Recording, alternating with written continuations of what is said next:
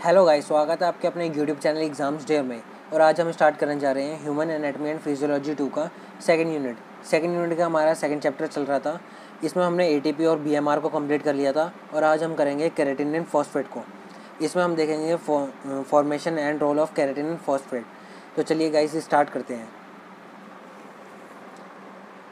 केराटिनिन phosphate salts of creatinine is present in muscles. It is broken down to creatinine and phosphate and produce energy for muscle contraction.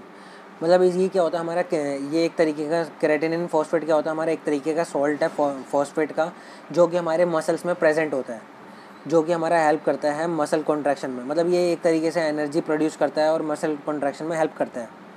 The creatinine pigment comes outside the body by urine. मतलब creatinine जो होता है वो हमारा urine के through हमारा body से release हो जाता है। The renal creatinine level we can determine the health of body. मतलब रीनल केराटिनिन लेवल की हेल्प से हम जो है बॉडी की हेल्थ को डिटरमाइन कर सकते हैं। केराटिनिन फॉस्फेट जो होता है हमारा, उसका फॉस्फोराइलेशन होता है, जिसकी वजह से हमारा केराटिनिन और फॉस्फेट ये दोनों जो है हमारे ब्रेक डाउन हो जाते हैं और हमारी एनर्जी रिलीज़ होती है। ये एनर्जी जो हमारे मसल कॉन्ट्रैक्शन में हेल्प करती है। और ये जो हमारा केराटिनिन है वो हमारा किडनी के थ्रू हमारे यूरिन से रिमूव हो जाता है। तो ये था हमारा केराटिनिन फॉस्फेट। नेक्स्ट हम देख लेते हैं बायोसिंथेसिस ऑफ केराटिनिन फॉस्फेट। मतलब बायोसिंथेसिस मतलब कैसे हमारा केराटिनिन फॉस्फेट बनता है। In biosynthesis of creatinine phosphate the creatinine is combined with ATP. मतलब इसमें क्या होता है हमारा केराटिनिन फॉस्फेट जो होता है हमारा, इसमें क्या होता है हमारा केराटिनिन जो होता है वो हमारा कंबाइन हो जाता है एटीपी के साथ। The biosynthesis it involve 3 amino acids are arginine, glycine and methionine. इसमें हमारे 3 अमीनो एसिड जो होते हैं वो हमारे प्रेजेंट होते हैं, अर्जिनिन, ग्लाइसिन और मिथियोनिन।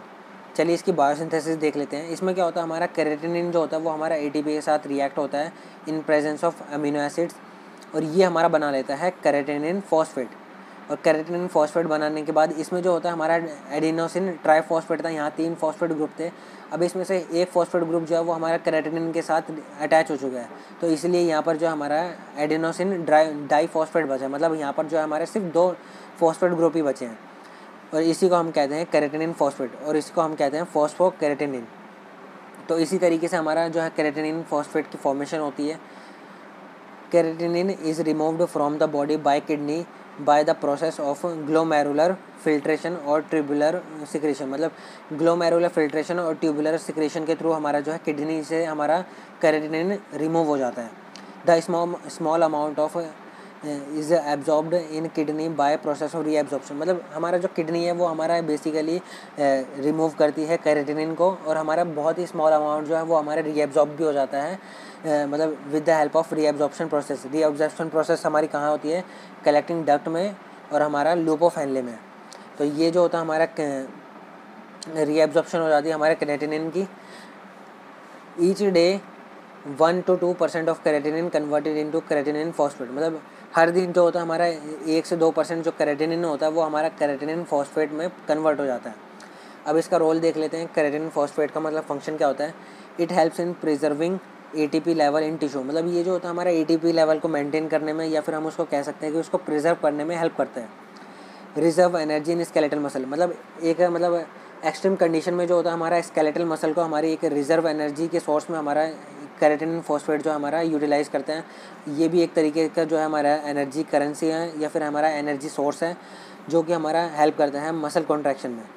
मतलब ये जो होता है हमारा एक रिजर्व सोर्स होता है हमारा, ये हमारा एनर्जी करेंसी के लिए यूटिलाइज़ होता है हमारा, मतलब स्केलेटल मसल में प्रेजेंट होता है और हमारा मसल कॉन्ट्रैक्शन में हेल्प करता है। ये 4 फंक्शन जो होते हैं बेसिकली हमारे केराटिनिन फॉस्फेट के होते हैं। तो चलिए गाइस, इसी के साथ हमारा केराटिनिन फॉस्फेट जो है वो हमारा कंप्लीट हो चुका है, और इसी के साथ हमारा जो है आज का टॉपिक कंप्लीट होता है। और हमने आज के टॉपिक में हमने केराटिनिन फॉस्फेट कंप्लीट कर लिया है। इसी के साथ हमारा जो एनर्जेटिक्स है वो हमारा कंप्लीट हो चुका है। एटीपी और बीएमआर हमने प्रीवियस लेक्चर्स में हमने कंप्लीट कर लिया था, और आज हमारा जो है केराटिनिन फॉस्फेट भी कंप्लीट हो चुका है। तो इसी के साथ हमारा जो यूनिट 2 है वो हमारा कंप्लीट हो गया है। नेक्स्ट हम स्टार्ट करेंगे यूनिट 4। और जिन भी फ्रेंड्स को pharmacy related notes, practical files या प्रीवियस ईयर सॉल्व पेपर चाहिए, वो हमारे टेलीग्राम चैनल से आके फ्री ऑफ कॉस्ट डाउनलोड कर सकते हैं। लिंक आपको डिस्क्रिप्शन में मिल जाएगा।